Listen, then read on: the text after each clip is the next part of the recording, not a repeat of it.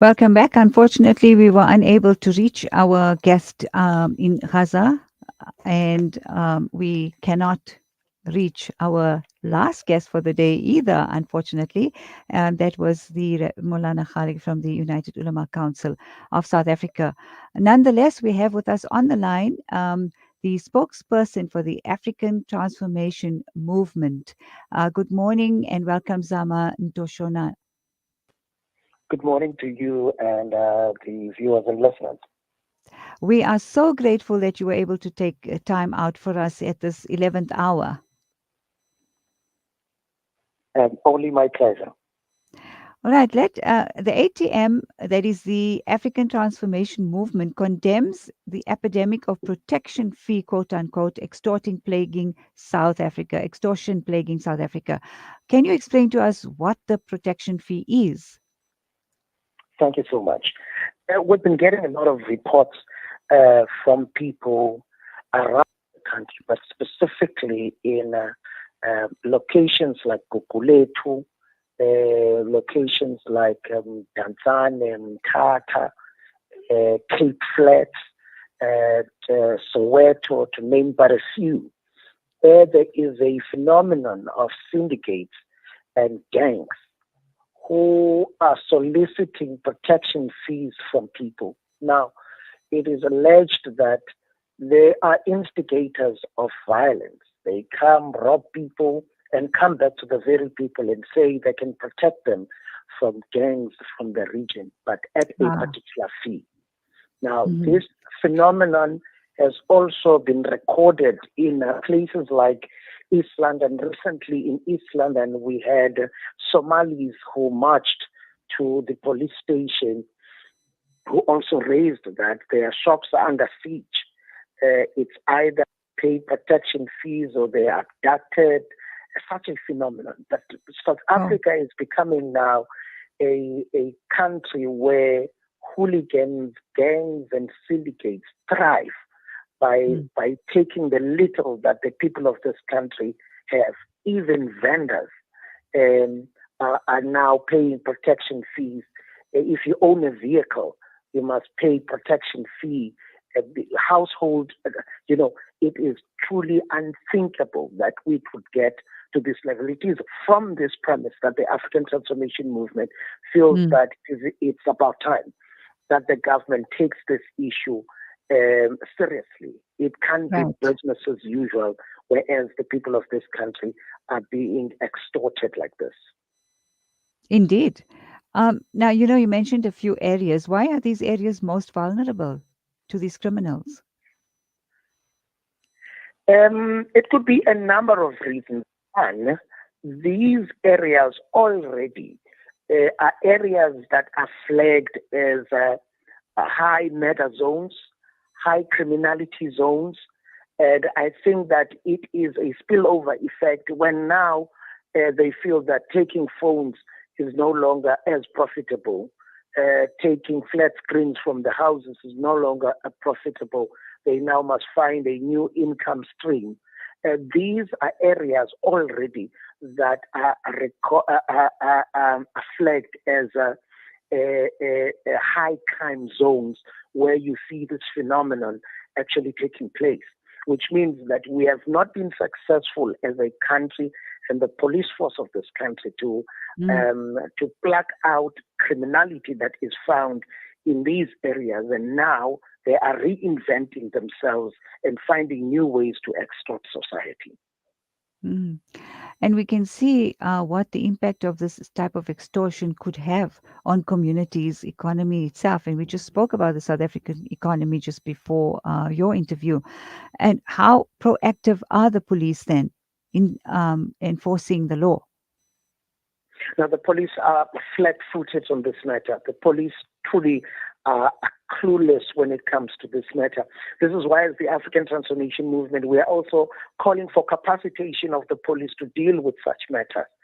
The issue of the victimization of society and the fear that South Africans are subjected to it truly seems to be a gray area when it comes to the police of this country in being able to deal with this. But also, there's another challenge that we're faced with, apart from the inability or immobility of the police when it comes to dealing with this issue, but also society, members of the community, they do not know what to do. Because at a time that the extorter is at my doorstep, there is Mm-hmm. no police. And I feel that I am going to subject myself to further victimization if I report this matter to an ineffective police station, where we are going to have individuals who are not going to respond timelessly. By the time they get to where I live, the extorters would have done as they please with me. So we have a challenge in that we have an ineffective policing, and we also have a society that feels that has lost hope, obviously, and as it should be the case on policing, and therefore we feel like if we do not give in to the extorters, if we don't give in, we die, because the policing is not effective. So we have those kind of challenges that we're looking into. So we're calling for the capacitation of the police, but at the same time, we're calling for the education of members of our society, so that we know how to deal with this type of crime. Right. I know it wouldn't be fair to ask on why the police are so inefficient, incompetent, if you like. Have you Maybe had I any can attempt engagements with that. them? Yes, please Yeah. do. One of the contributing factors is the ratio of this country of police to communities that they are policing. Currently, you have a 1:350. And Sure. even with that 1:350 individuals, you'll find out that we are not even meeting that requirement. The number of police to the number of citizens. Truly, you see that the police force is understaffed, and that makes it almost impossible to be able to respond to the challenges of society. Two, you'll see that there are no adequate resources. You would find that there is a police van, one police van that is going to monitor 5, 6, or even 7 villages. Sure. So if there is a call at a particular time, that one police van is the only van that must actually go around. And to go to a crime scene, conduct an investigation, ask questions, it is going to take time.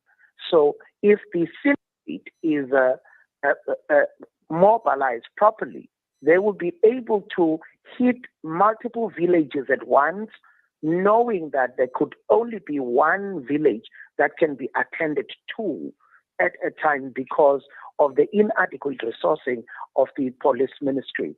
So then the other issue, the issue of specialization. It's unfortunate that we do not find police we find units, there are few units that specialize, but generally police just take everything. And that also adds to the inexperience that you are going to find within the police force in dealing with certain matters. So these are some of the top 3 from the top of my head, which I can offer right now as some of the contributing factors to the ineffectiveness of the police ministry when looking at the issue of extortion. Right. And lastly, in terms of your community-based initiatives aimed at education and empowering, what is your plan? For us as the ATM, we want the strengthening first of the community policing forums, because we believe that if you have stronger policing forums, this is going to also assist in having a sphere closest to the people that assists the people with such challenges. Because maybe a police station may be too far, but the people you are with are familiar with the environment and may also be familiar with the extorters.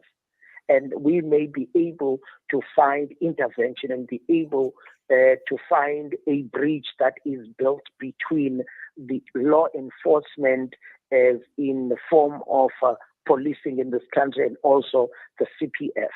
And then if every street and every region has a policing forum and they are holding their meetings with the people, then that creates an opportunity in partnership with the police for education so that we are able to squeeze in on the criminal. Sometimes it is lack of knowledge that creates more fear than we should be fearing because we do not know which avenues to exploit when we are actually faced with such occurrences. So for us as the African Transformation Movement, we believe that once you strengthen community forums, and then you strengthen and restore community meetings, and in partnership with the policing forum, now you have communities that are able to respond timelessly to the challenges of members of society. Well, I think, and like you said, an effective collaborative effort then could help with, just having a South Africa free from the clutches of criminal extortion, which is what the African Transformation Movement is committed to. Thank you so much for your time, Mr. Zama. Thank you so much to you and the listeners. All right, that's it. That is the end of today's edition of News and Views with Ntshona live on Salam Media. Thank you so much for joining us. I'll be back with you tomorrow, inshallah, between 8 and 10 with News and Views. Assalamu alaikum, rahmatullahi wa barakatuhu.